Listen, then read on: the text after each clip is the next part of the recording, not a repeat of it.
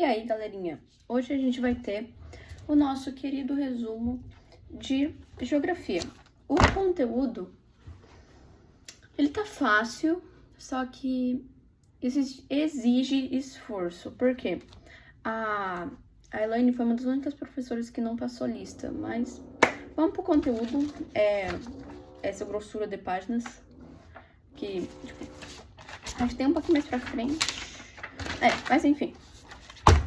Vamos começar, porque quanto mais cedo a gente acabar, mais tempo dá pra gente estudar. Mas enfim, a gente começa com o tema do nosso capítulo, que é a população mundial. A gente já começa falando o que é a população, que é um conjunto de pessoas que vivem em determinada área, seja ela um bairro, um município, país, estado, tanto faz.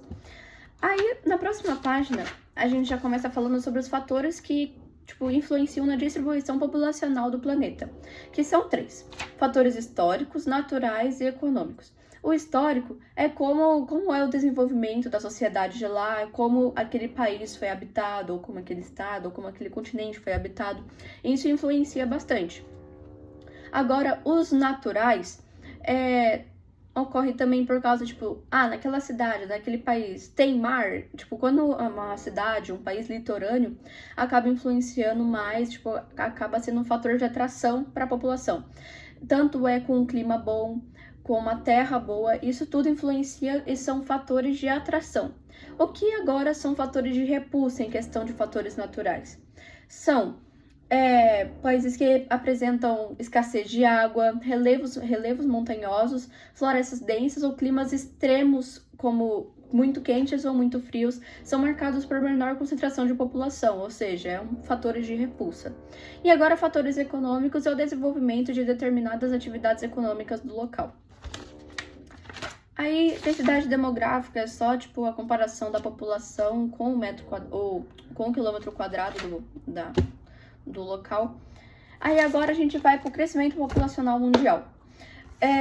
A gente vai começar falando das 4 fases. Quais são as 4? Tem a primeira fase, que é a pré-transição, que são as taxas de natalidade e mortalidade muito altas. Ou seja, antigamente as mulheres costumavam ter muitos filhos, porque, precisavam de alguém para trabalhar nas lavouras, ou para ajudar mesmo na casa, ou porque já sabia que muitos deles morriam na época.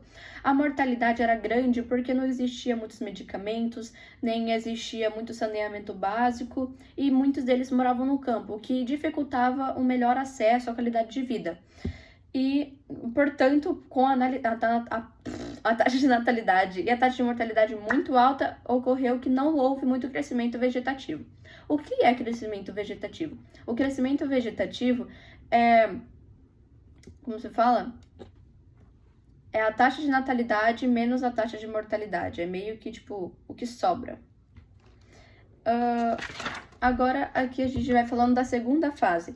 A segunda fase já teve uma alta taxa de natalidade e a queda da taxa de mortalidade, levando ao crescimento vegetativo. O que ocorreu essa queda de mortalidade?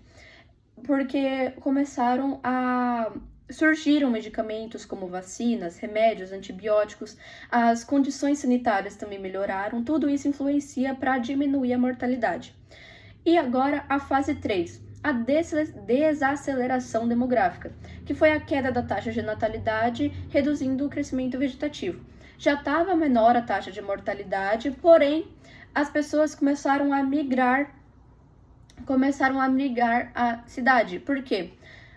Tudo isso ocasionou por causa que também veio os maquinários para o campo, trazendo uma grande quantidade de desemprego, porque, querendo ou não, as máquinas ocuparam o lugar dos humanos no campo, fazendo então as pessoas irem nas cidades em busca de emprego ou de melhores condições de vida em geral. Então, uma coisa que ocorre na cidade, que para você ter um filho na cidade é muito caro, porque saneamento que você paga, luz, água, esgoto, tudo você paga, é caro. Uma pessoa a mais na casa é caro. Escola, plano de saúde, tudo isso influencia porque custa dinheiro. Então as pessoas, quando migraram à cidade, diminuíram a quantidade de filhos que queriam ter.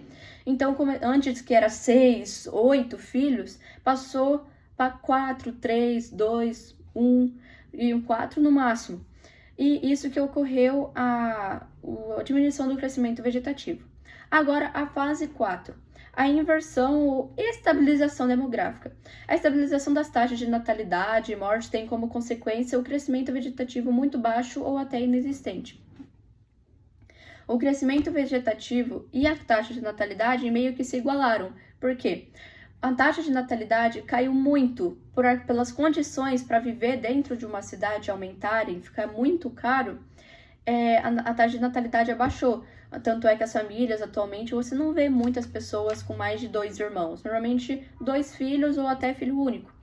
E a taxa de natalidade também já estava muito baixa, porque cada vez a tecnologia vai avançando, com o descobrimento de remédios, o saneamento também melhorando. Então, meio que as taxas de mortalidade e natalidade se igualaram, tendo quase nenhum crescimento vegetativo. Aqui fala na página 13 as motivações para a redução da taxa de mortalidade ou também pelas baixas taxas de natalidade, que atualmente esses países são marcados pelas baixas natalidades e mortalidade, o que reduz o baixo crescimento populacional. Que tá falando aqui na página 13 que, tem em diferentes países muda isso, porque alguns, para ter um filho é mais barato, alguns, a maior parte da população vive nos campos, então costuma ter mais filhos, então isso muda para país, seu país, lugar para lugar. Aqui a gente fala sobre a taxa 15. A página 15, que fala sobre o crescimento populacional de novo. Fala sobre o crescimento vegetativo de cada local, também mostra alguns lugares que a taxa é negativa. E, enfim, isso a gente já viu. Taxa de mortalidade infantil. Quanto maior a mortalidade infantil, piores são as condições de vida. A mortalidade infantil ela é medida pelas mortes dos bebês de 0 até 1 ano de idade. Ou seja, isso ocorre porque normalmente não há saneamento básico, até porque a pessoa, quando ela tem menos de 1 ano de idade, o sistema imunitário dela é mais fraco. Então, isso tudo influencia. Normalmente quando tem muita mortalidade infantil, que isso costuma aparecer mais na África, né? Pela escassez de água que tem lá, pelas situações precárias que a maioria da África possui. Mas enfim, isso acontece. Aqui a gente vai falando sobre expectativa de vida, que ela está diretamente relacionada à qualidade de vida da população, envolvendo aspectos como educação, saúde, saneamento básico, problemas ambientais, guerra, violência, tudo isso influencia na expectativa de vida da população. Ou seja, quando uma pessoa tem muitas condições para viver, ou seja, nunca ficou doente praticamente, se cuida, tem uma vida saudável, a pessoa costuma viver muito mais, caso tenha um ataque cardíaco do nada, e tudo bem, mas entendemos. Mas agora, quando não há algum ataque, alguma doença, a pessoa, quando ela vive bem, costuma ter uma expectativa de vida maior, ou seja, de 90 anos para mais. Aqui a gente vai falar agora sobre as pirâmides etárias, que são essas pirâmides aqui, que separa entre homens e mulheres e também divide sobre base, corpo, que é a PEA, que é a população economicamente ativa, que está ativa dentro do mercado de trabalho, que são seus pais, até um pouquinho seus avós. E também temos o ápice, que é de 60 anos para mais. Aqui, talvez ela peça alguns exercícios pra gente analisar gráfico, assim, a Elaine na prova, então é bom ficar atento, porque uma coisa que ela explicou bastante foi esse tipo de pirâmide etária. E aqui tem as divisões, né?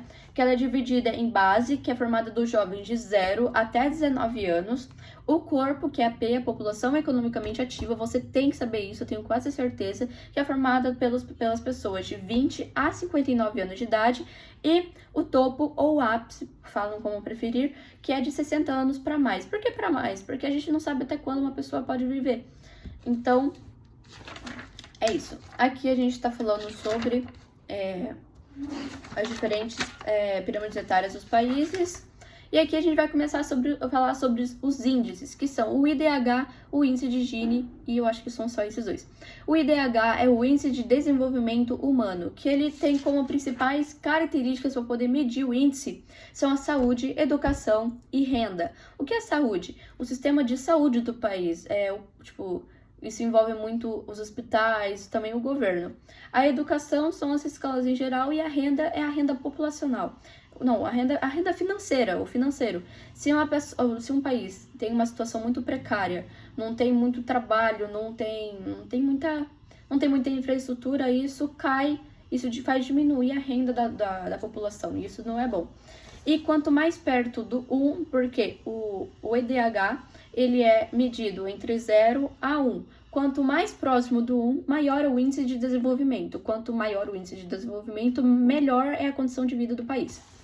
Agora, o índice de Gini fala sobre o índice de desigualdade, que ele é medido de 0 a 100. Quanto mais próximo de 100, mais pobre ou precário é o país. O índice de Gini leva em consideração várias coisas sobre o governo, saúde e renda também. É a mesma coisa, é o contrário do IDH, para ser meio direto ao ponto. Aí depois a gente tá falando sobre 4 conceitos, que é emigrante, imigrante, migrante e refugiado. O que seria um migrante? Um migrante é uma pessoa que ela migra dentro do país. O imigrante, ele vai morar fora do país, não necessariamente fora do país, mas quando ele estabelece uma moradia fixa, ele meio que se muda para algum outro lugar, mas ele pode voltar a qualquer momento. E também tem o emigrante, que é quando ele sai do país. E também temos a questão do refugiado, que eles fogem de um lugar para outro. Pode ser em questões de guerra ou perseguições políticas, religiosas. E isso varia muito. Isso tá falando da página 28 até a página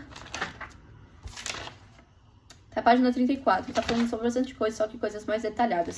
Aqui também a gente fala sobre as migrações forçadas, e um exemplo disso é a dos africanos. Os portugueses foram lá na África, pegaram os africanos para poder trabalhar como mão de obra escravizada dentro do Brasil. Isso é um exemplo de migração forçada, que é quando a pessoa ela vai para algum lugar contra a sua vontade. Isso também, tem 2 tipos de migrações forçadas, né? A migração, que quando a pessoa ela é obrigada a sair porque alguém tá forçando ela ou porque não tem mais condições dela morar naquele país. E um exemplo disso é alguns países da Alemanha na época de 1945, que estava acontecendo a Segunda Guerra Mundial, que as pessoas estavam com medo de ser mortas, então elas tinham que fugir de lá porque era questão de vida ou morte. Aí, galerinha, vai ficar falando a questão de migração até o final do capítulo. E aqui tá falando também na página 40, que eu acho que é algo legal de se falar, que é sobre xenofobia.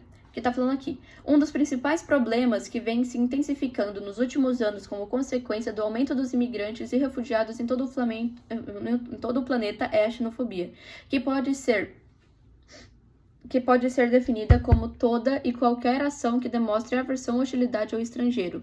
Ou seja, a xenofobia é quando você tem meio que algum preconceito sobre alguma pessoa que vem pra cá, seja ela refugiado ou imigrante normal, mas por você achar ela diferente ou alguma coisa de interculturalidade, você fala, você é de uma cor diferente que a minha, você é estranho.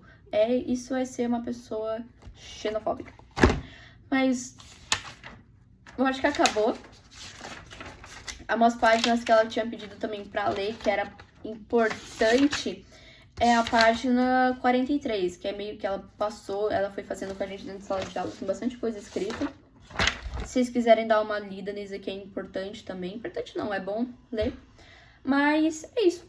Beijo!